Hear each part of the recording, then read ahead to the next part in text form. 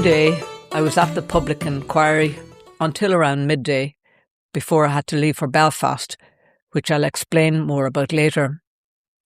During the session, Dalradian and FODC legal teams asked the Commission to adjourn so they could consider comments made during the previous day's hearings that they felt could impact the judicial review due to take place on Friday.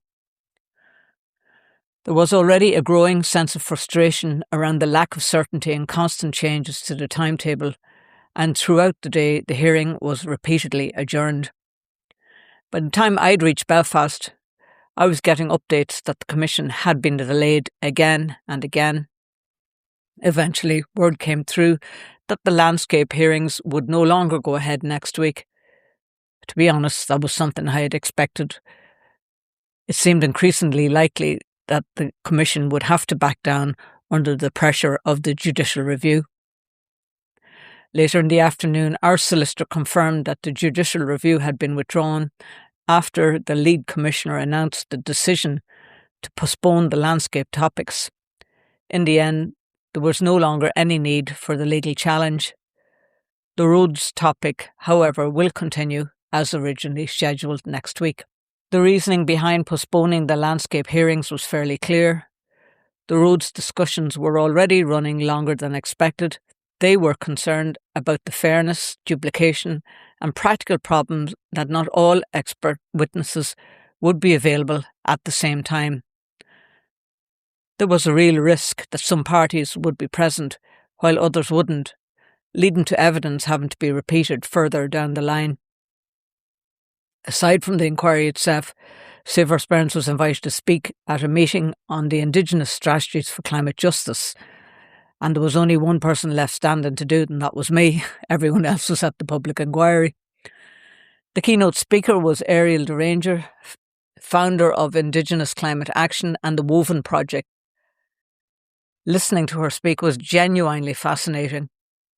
She talked about growing up in northern Alberta, where her family's traditional hunting lands were disrupted by uranium mining. Her upbringing was shaped by activism, environmental protection and Indigenous rights, and she spoke openly about witnessing the destruction caused by industrial extraction. What struck me most was how familiar much of her experience sounded. Sitting there listening, I couldn't help but thinking about how closely it mirrored what we're experiencing in the Sperrins.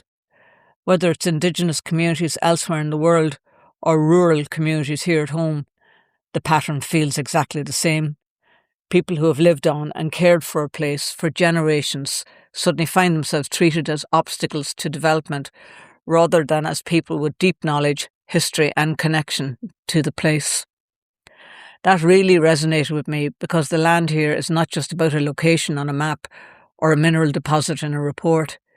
It's our home, it's our memory, our identity, our history and our belonging. One thing the whole process has been made increasingly obvious to me is how systems can strip the humanity out of communities. People stop being people and become receptors. Landscapes become impacts to be mitigated. The lived reality of local communities disappears behind technical language, consultants' reports and endless paperwork. Another thing that stood out from Ariel's talk was the imbalance of power. Rural communities are expected to stand toe-to-toe with corporations and government departments, planning systems and legal teams, and endless resources that ordinary people simply don't have. Most people involved in Our Sperrins never expected to become campaigners. We simply found ourselves trying to protect the place we love.